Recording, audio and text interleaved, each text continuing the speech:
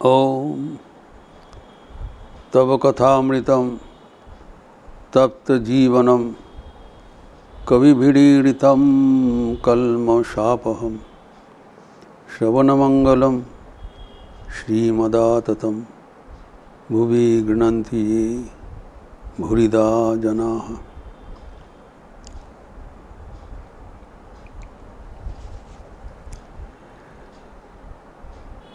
जीवन में ज्ञान लाभ करने के लिए नम्रता चाहिए, ह्यूमिलिटी। ठाकुर कहते हैं नीची जमीन में ही चारों ओर से पानी समेट कर आते हैं। लेकिन डॉक्टर सरकार कह रहे हैं अगर पहाड़ के ऊपर कुछ खाल नीची जगह हो, वहाँ पर पानी जमे तो उसमें सिर्फ आकाश का पानी रहेगा, शुद्ध पानी रहेगा, गंदा पानी रहने का कोई अवकाश नहीं रहेगा, एवं उस पानी से चारों ओर वहाँ से प्रवाहित हो सकता है, चारों ओर पानी मिलेगा। नीची जमीन का पानी तो चारों ओर देने का अवसर नहीं है, अर्थात लोक कल्याण हो सकता है। यहाँ पर ठाकुर एक संशोधन कर रहे हैं कि लोक शिक्षा सबसे नहीं होता है, एकमात्र ईश्वर के आदेश होने से ही कोई लोक शिक्षा कर सकते हैं। ये हमें बहुत ही ज़बरदस्त एक शिक्षा हमें लेना चाहिए। हमारे सबके भीतर एक इच्छा होती है कि हम सबको सिखा दें।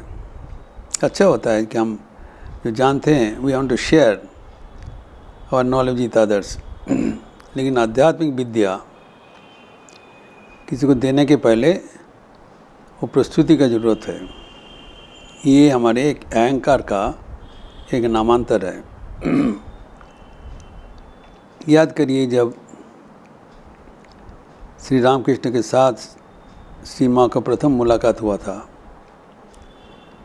तब ठाकुर ने उनको प्रश्न किया था तुम्हारे साकार में विश्वास है या निराकार में? तो मास्टर मास्टर ने बताया था मेरा निराकार में विश्वास है। ठाकुर ने कहा ठीक है, तुम्हारा जिसमें विश्वास है उसमें रखो।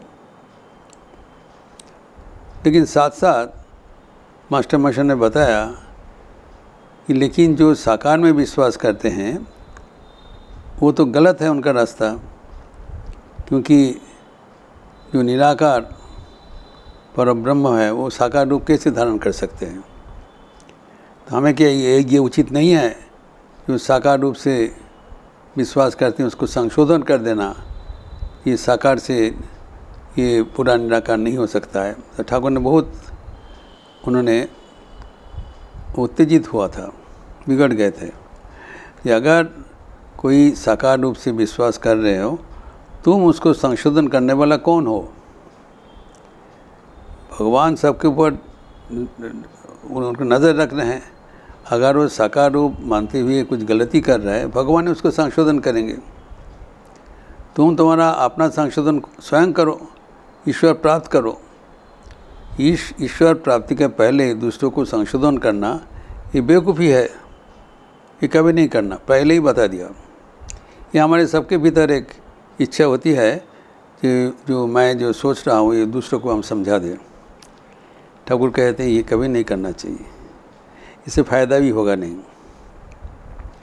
ईश्वर लाभ किए हुए बिना, ईश्वर के आदेश प्राप्त हुए बिना हम अगर लोक शिक्षा करने के लिए प्रयास करें वो एकदम व्यर्थ होगा, कोई नहीं मानेगा। ये ठाकुर नाना प्रकार से नाना भाव से हमें बारंबार कहा दिया गया है। ये जितना जल्दी हम सीख ले उतना अच्छा है। सबके भीतर में इच्छा होती है हाँ हम सबको बताएं। तो ठाकुर ने एक कहानी कहा करते थे। एक मंदिर में विग्रह था, संस्कार नहीं हुआ, जरा जीर्ण हो गए, कोई पूजा नहीं हो रहा है, बंद पड़ा हुआ है। और मंदिर परिसर में जो गंदा पड़ा हुआ है और जो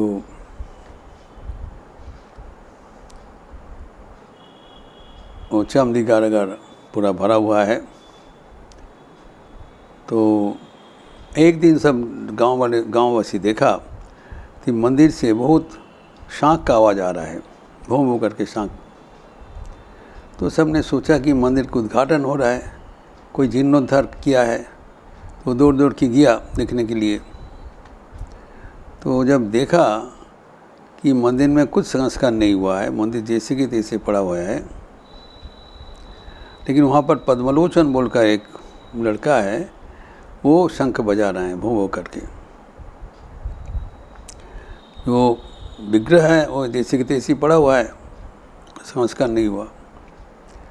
तब उन्होंने कहा कि मंदिरे तोर नाइर माधव पोदो शाकपति कोल्ली गोल चामचिके तय 11 जोना माझे माझे दिच्छे हाना। ये पद्मलोचन उसको शॉर्ट टाइम वगैरह पोदो।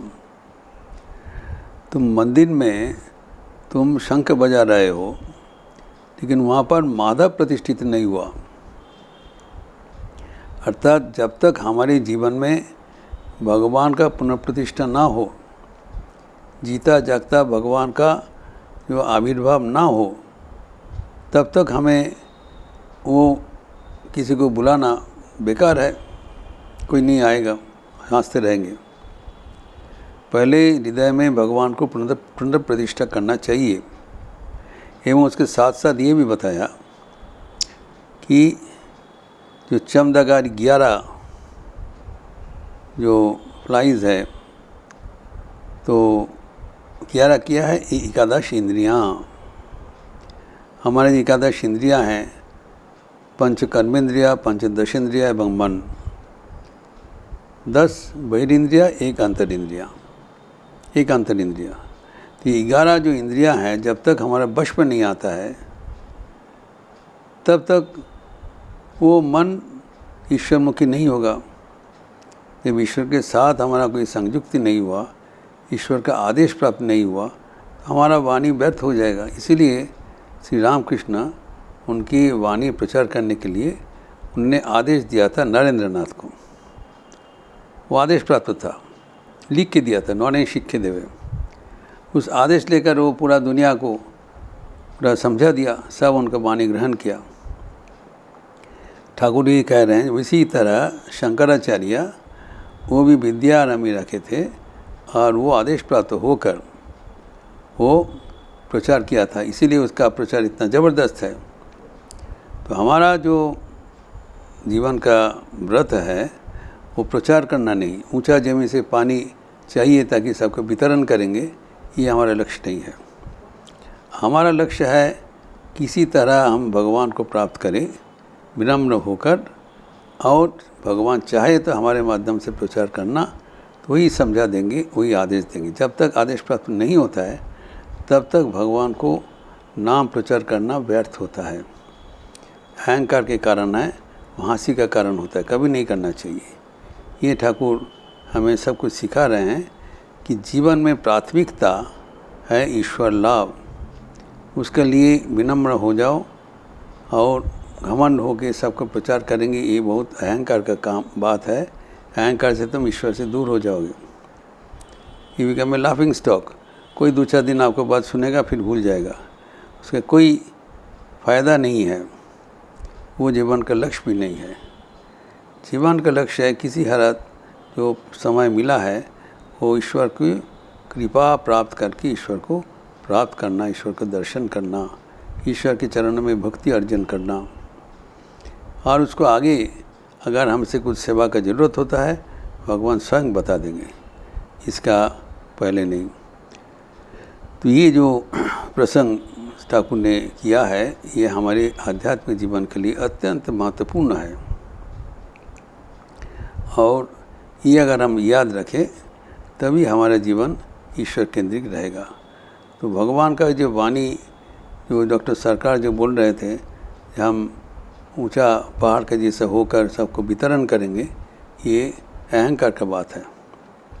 ये प्राथमिकता नहीं है। प्राथमिकता जब तक हमारे मन अहंकारहीन नहीं होगा, अहंकारहीन करने के लिए हमें विनम्र होना पड़ेगा। और उसमें भले ही कुछ जो मंद पानी आ जाए, अच्छा पानी आ जाए, उसको संशोधन भगवान ही विचार दे देंगे, ताकि उसके कोई नुकसान नहीं होगा। भगवान के चरणों में पड़े रहने से भगवान हमें सही ढंग से उनके पास ले आएंगे। चाहिए कि भगवान के लिए विकल होना, व्याकुलता होने से ही मन ईश्वर केंद्रित होगा। और व्याकुलता के साथ अगर हम विनम्र हो जाए, तब भगवान के आशीर्वाद हमारे ऊपर चारों ओर से वर्षित होते रहेंगे, और उससे पुष्टिकरण लेकर हम जरूर इस जीवन में ही ईश्वर प्राप्त करेंगे। इस प्रसंग और भी आगे बढ़ाते हुए हम अगले दिन चर्चा करेंगे। ओम शांति शांति शांति। हरि ओम तत्सत। श्री राम कृष्णार्पणमस्तु। ये जो भगवत प्रसंग है, ये अत्यंत पावन प्रसंग है, और अगर हम सही ढंग से जीवन में अनुपालन करें तो ये अवश्य हमारे आध्यात्मिक जीवन के लिए फ़ायदेमंद होगा। इसमें से हमें याद रखना चाहिए, श्री रामकृष्ण जी से बारंबार बोल रहे हैं कि अहंकार हीन होना ज़रूरी है। जब तक अहंकार से हम घिरे रहेंगे, तब तक हम ईश्वर से दूर हो जाएंगे। और ये जो मन में जो इच्छा होता है, हम सबको सिखाएंगे, हम सबको बोलेंगे, ये अहंकार की नामांतर है। सब समय याद रखना चाहिए, मैं सिखाने वाला नहीं हूँ।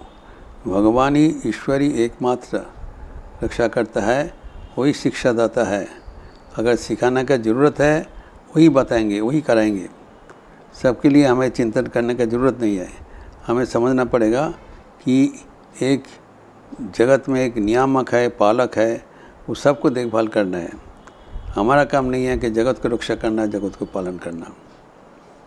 ये हम मान के चले। हमारा जो लक्ष्य है, उससे हम च्युत नहीं होना चाहिए। हमारा लक्ष्य है कि स्वयं को जीवन में ईश्वर केंद्रित रखते हुए इस जीवन में ही ईश्वर को प्राप्त करना। इससे अगर हम केंद्रित होकर भगवान श्री राम कृष्ण के वचन अनुसरण करते हुए जीवन का आगे बढ़ाएं, तब जीवन जरूर सार्थक और सफल हो जाएगा। आप लोग अच्छे रहिए, स्वस्थ रहिए, आनंद में रहिए। नमस्कार।